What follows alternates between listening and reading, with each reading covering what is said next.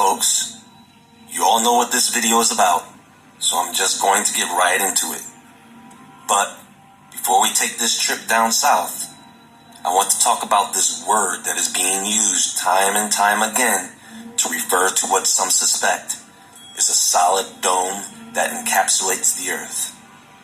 And that is the word firmament. It comes from the Latin word firmamentum, from the words firmus or firmo, meaning sky or heavens or region of air. Now in modern English, firmament can be broken down into two words, firm and permanent. And the English definition also uses the words sky or heavens or sphere. So why on earth would a person insist on using this word to describe a solid dome? Well, because the word firmament is used in several translations of the Bible, and they think that is what it means. So, I'm going to explain this, because it is also suspected that the edges of this dome rest on the earth, on the continent we all know as Antarctica. So, ladies and gentlemen, are you ready?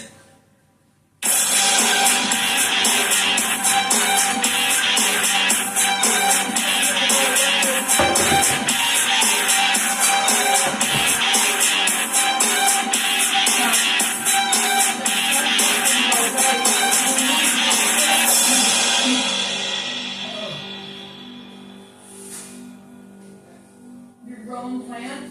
Yeah. They look great. Thanks. I like that one. In the book of Genesis, chapter 1, verse 6 of the King James Version of the Bible, it reads, "And God said, Let there be a firmament in the midst of the waters, and let it divide the waters from the waters." Now, many people are having trouble determining what this scripture means. Let me explain. The word firmament here is the Greek translation of the Hebrew word rakia, meaning expanse, from the root word raka, meaning spread out. It was created to divide the waters from the waters. Now, what does that mean? Well, as you all know, water exists in three forms: a solid, a liquid, and a gas. These are the waters, plural, that are being divided. We have the division of solid ice at the polar caps from the liquid oceans, seas, lakes, and rivers, and reservoirs deep in the earth. And then we have the firmament or atmosphere that divides the gas form of water from its liquid and solid forms. If you look at different Bible translations of the word rakia, you will find the words space, expanse, firmament, canopy, vault, even horizon. The translation of the original word does not, however, change the meaning of the original word, even if you use the word dome. How many solid domes do you think Moses was in that he was able to use the word rakia to mean just that? Biblical scholars agree that he was describing the curve or arc of the sky. The word was not intended to describe solidity, but something that is permanent or everlasting. Now, even though I just explained what the firmament is, people will contest. Okay, so the simplest way to prove this is by traveling to the circular base of this dome. On the flat earth map, this is located somewhere past the ice wall that surrounds us. On the current globe, this is known as Antarctica. Now, flat earthers will say that no one can go down to Antarctica, and if they can, they are prevented from going too far because of something called the Antarctic Treaty. So let's take a look at this treaty, shall we? Now, we're not going to search Wikipedia because it's designed so that anyone can write or edit any subject in it. Instead, we're going to go to the source, the U.S. Department of State, at state.gov. This treaty was signed at Washington on December 1st, 1959, and was entered into force June 23rd, 1961. Now, when you read the narrative of the treaty, you will find that by the 50s, 7 nations, Argentina, Australia, Chile, France, New Zealand, Norway, and the UK, were making territorial sovereignty claims in Antarctica. Now, when the US caught wind of this, they said, wait just a minute, we are not going to allow these nations to just go down there making claims on territory, because the next thing to happen is nations fighting over land, blowing shit up, and we cannot have this happen in Antarctica.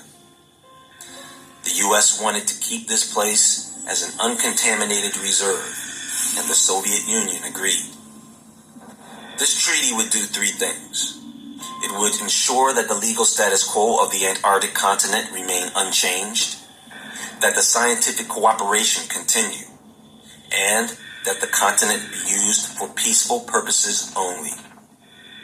And the 11 nations, Argentina, Australia, Belgium, Chile, France, Japan, New Zealand, Norway, South Africa, the Soviet Union, and the UK accepted the conditions of this treaty.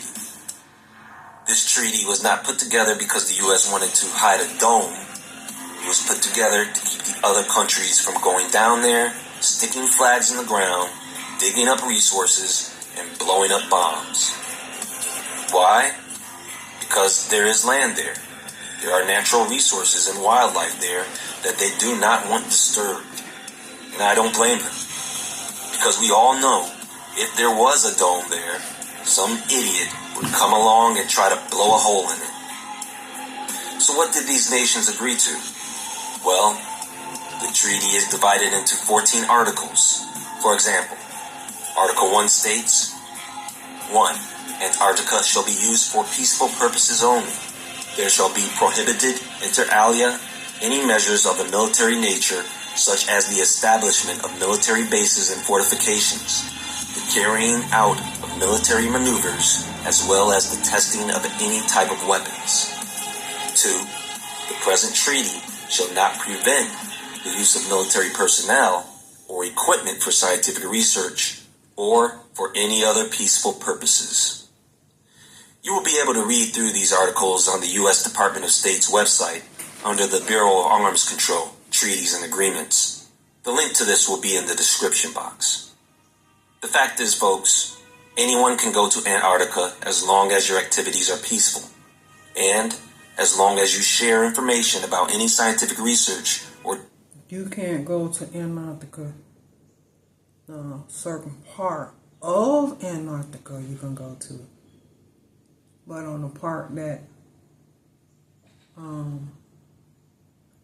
telling us and showing us things we shouldn't see or know, you ain't going over there.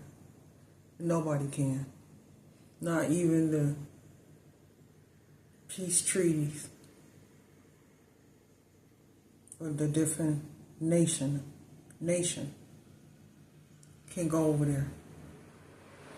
Only the research and scientists are able to go over there. Because like I said in my first video, what they're trying to find or what they did find, they don't want us knowing. And they definitely don't want to treat the nation, the treaty of people that set that treaty up to keep, they say, people from going over there. No, finding what was supposed to have been a secret, other nations of people making it known. You know what nation of people that is. Discoveries with the other nations signed into the treaty, which today is 53 nations. There are going to be restrictions, of course, just as there are restrictions when you enter and exit any other country on the planet. So, folks, when you hear a flat earther say, nobody... So, out of the 53 nations that set that treaty up when they went to Antarctica, or was going to go to Antarctica, or the discoveries they was going to find in Antarctica, or the scientists that's there in Antarctica. What happened to the rest of the treaties or nation? What happened to the rest of the nation, the people? What happened to the rest of the nations of people? Why is only 53?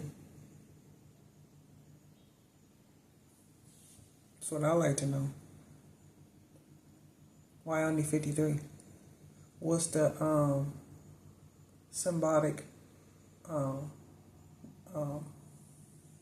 treaty to 53?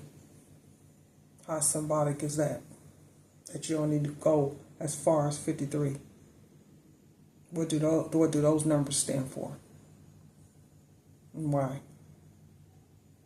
Because whatever is over there, clearly we know it is not for us. And I believe when I made my first video that if the fallen angels are there bound in that ice,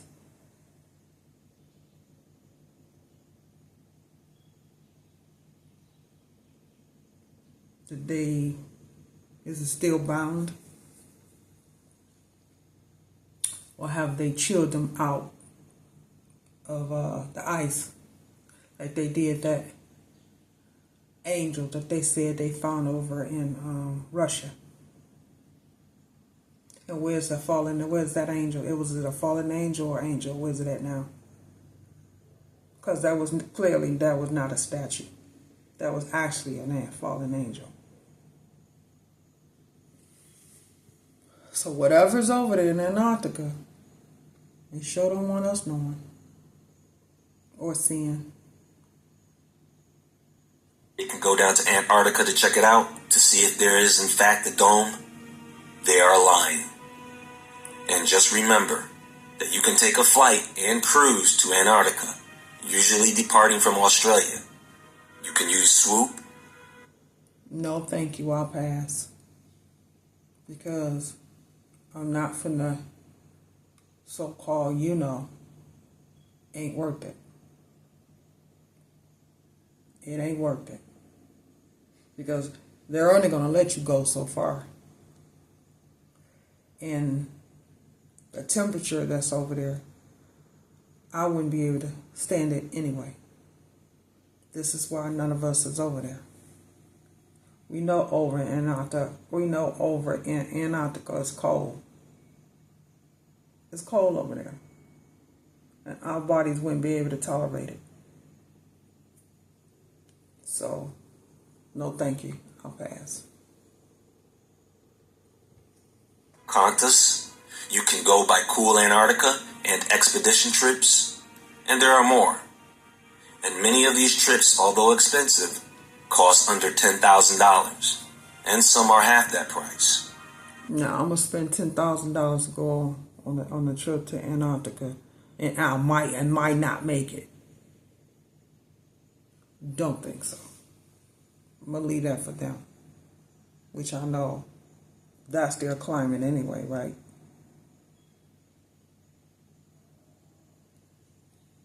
Now, folks, you're going to see flat earthers in the comment section go off.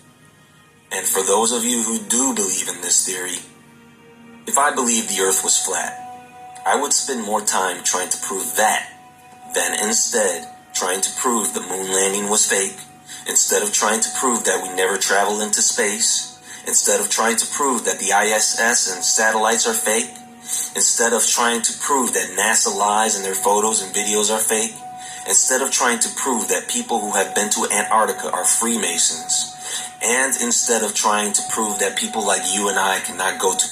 That's because they are. They are Israel. Antarctica. I would spend more time on proving the actual shape of the earth than trying to find a conspiracy theory to prove another conspiracy theory. I will agree that NASA lies about many things, but they cannot lie about everything, because you need some truth mixed in to make a lie believable. And I will agree that perhaps they are hiding something in Antarctica. And the reason for doing that would be to either protect that thing or protect us from that thing. Either way, that mystery will probably continue on for quite some time. As for flat earthers, you don't need conspiracy theories or 200 proofs to support your claims. You just need the earth to actually be flat.